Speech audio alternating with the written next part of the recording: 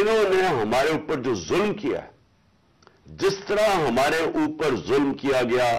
میں آپ کو یقین دلاتا ہوں کہ جنرل مشرف کے مارشل لاء میں اپوزیشن میں تھا، مجھے انہوں نے جیل میں ڈالا، میں نے کہیں اس طرح کا ظلم نہیں دیکھا جنرل مشرف کے دور پہ جو یہ جنرل باجوہ نے ہمارے پہ کروایا۔ ہمارے لوگوں کے اوپر دھمکیاں، ٹیلی فون سے دھمکیاں آ رہی ہیں، وہ جو ہماری حمایت کرے یا جو ہمارے ساتھ میڈیا کے لوگ ہوں ان کے اوپر دھمکیاں، جو میڈیا ہاؤس تھا، سلمان اقبال وہ ملک سے باہر چلا گیا، اس کے بعد صابر شاکر ملک سے باہر چلا گیا،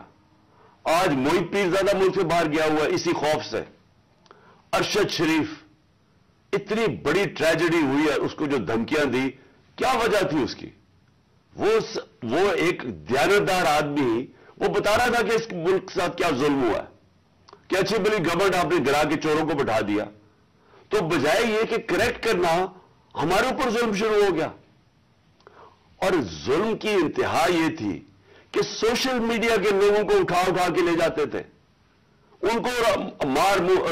پھینٹا لگا کے تو اگلے دوسرے دن گھر واپس بھیجتے تھے، دھمکیاں دیتے تھے کہ آگے سے کیا تو یہ ہوگا۔ جو اعظم سواتی سے کیا، جو اس سے پہلے جو شہباز گل سے کیا،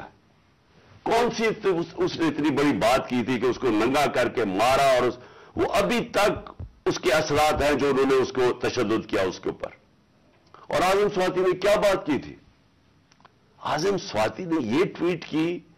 کہ جنرل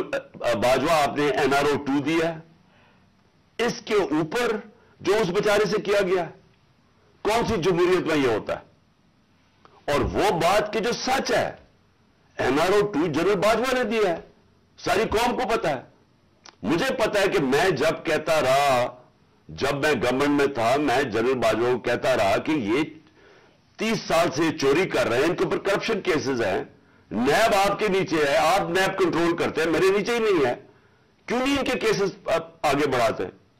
پہلے تو ہمیں سارا وقت یہ بتاتے رہے کہ فکر نہ کریں سر، ہو رہا ہے سب کچھ، سر ابھی کچھ ہو رہا ہے، پہلے تو ہمیں یہ بتاتے رہے۔ آہستہ آہستہ ہمیں پتا چلا کہ ان کی تو کوئی نیت ہی نہیں ہے کرپشن کی۔ مجھے پھر کہنا شروع ہو گئے کہ جی آپ ملک کی اقتصادیات کو ٹھیک کریں،